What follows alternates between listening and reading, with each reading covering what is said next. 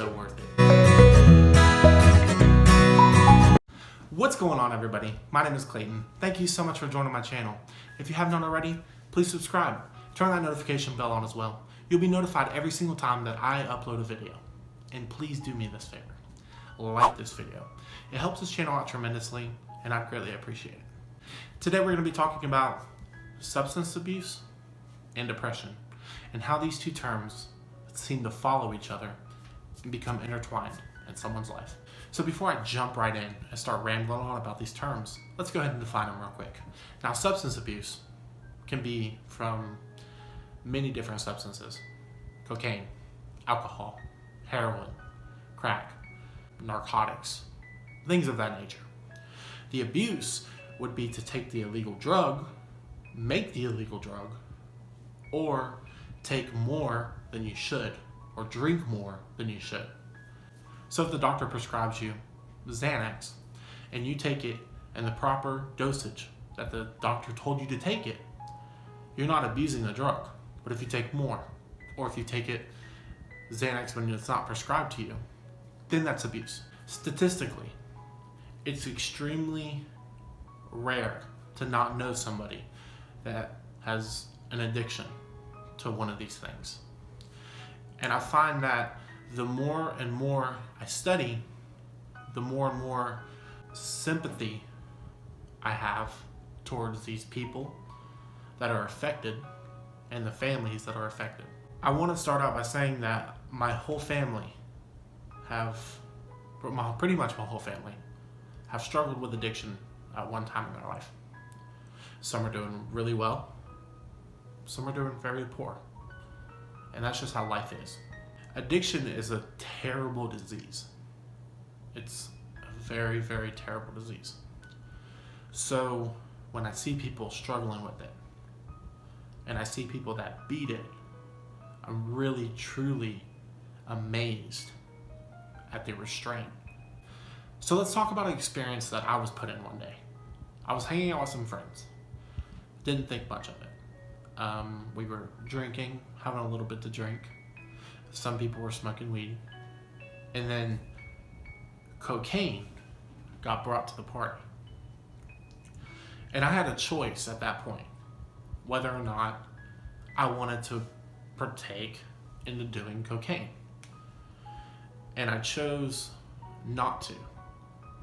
But we're not going to talk about me saying no. We're going to talk about me saying yes and what would have happened. So up until that point where I made the decision, and if I chose to go and do the cocaine, it may have affected my life forever. And I have no idea where I would have been. So with these different substances, you have stimulants and then you have depressants. Stimulants are methamphetamine, cocaine, crack cocaine, things of that nature. Depressants, which is your alcohol, your narcotics, your Oxycontin, some would consider marijuana, and those are to calm me down. So when I'm at that party and I chose to do that cocaine, I put a stimulant inside my body, inside my bloodstream. And it has many different side effects for doing that. You feel intense, happy, joy. You get this dopaminic burst and you just feel super high, super wonderful. But if you back up to the decision of where I told myself that I was going to go through with it and try cocaine, there was a thought that crossed my head, and it's called let's call it the what the hell, whatever thought, to hell with that thought. No big deal, life's short, to hell with it, and then you do it. Now when it's temporary, you feel no side effects, all you see is reward. Why the hell would you not do something with no consequences? You don't see any consequences, you just see pure reward. You feel good. So why not ever do it again? Because the substance abuse is not acute, it is a chronic disease. It is a long-term disease that affects you in the long run. It doesn't have any negative effects in the short run. The problem is, when you have that mindset, you tend to do it again and again and again because you can never reach that initial high. And so not only are you building up a tolerance, but it seems like the more you take, the farther away that initial high gets. And now you've chased yourself up to a point where you have to worry about serious consequences. Not only for your addiction, but for your physical health. What is that doing to your liver? Well, you have to worry about alcohol poisoning. You have to worry about having seizures. You have to worry about overdosing. I'm trying to reach that initial high, but you'll never get there. And most people are DOD, either dead or overdosed. And so maybe it becomes a problem where it's controlling your life and you're risking your health, you're risking your mental health and your physical health for this, and you decide, maybe family intervenes, but maybe you decide that you want to get treatment. Okay, go get treatment. And if it's for alcohol, if it's for cocaine, even heroin, that's a couple weeks of treatment.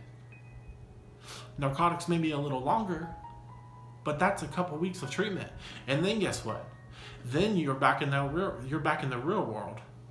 Your addictive personality is now put back in the same situation that you were just in, where you know that you can score drugs any single moment.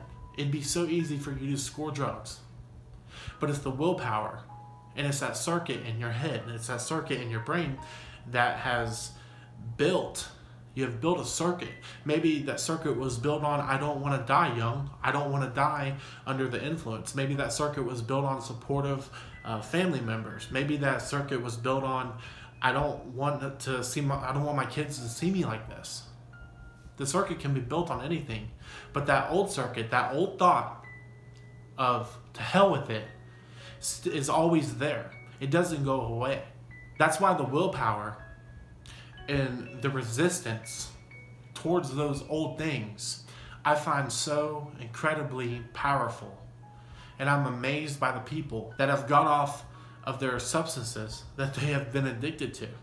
But now I see you also running another problem, depression. And depression is intertwined with this. And the first way is if you had depression before you tried any substances that you got addicted to. You go to the doctor, and you go to the wrong doctor, and they prescribe you some type of Xanax to calm you down, you can easily be hooked. Many people who are alcoholics actually have had depression, and then they drink to make themselves feel no pain and feel numb,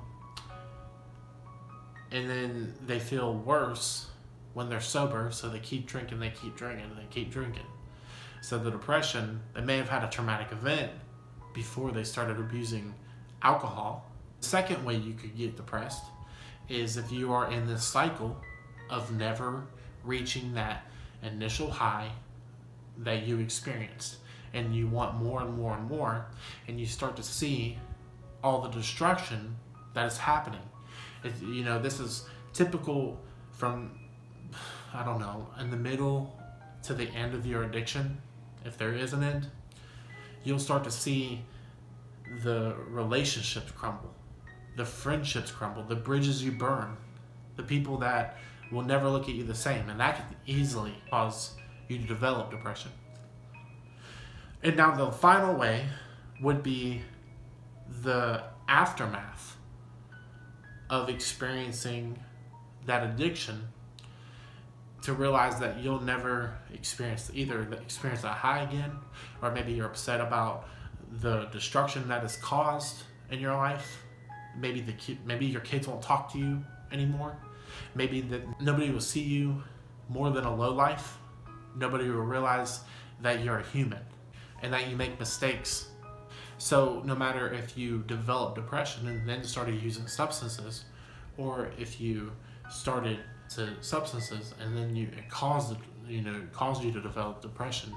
When you have substance abuse, typically you have a mood disorder, and the research even shows that 90% of people that have some type of substance addiction will also have a mood disorder.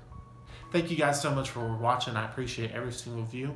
If you like this video, let me know. Drop a comment and tell me your experience. Maybe you have family members that you want to talk about. Maybe you have suffered with addiction. Who knows? I appreciate every single view, and I hope that you join me for my next video. Thank you guys for watching, and as always, God bless.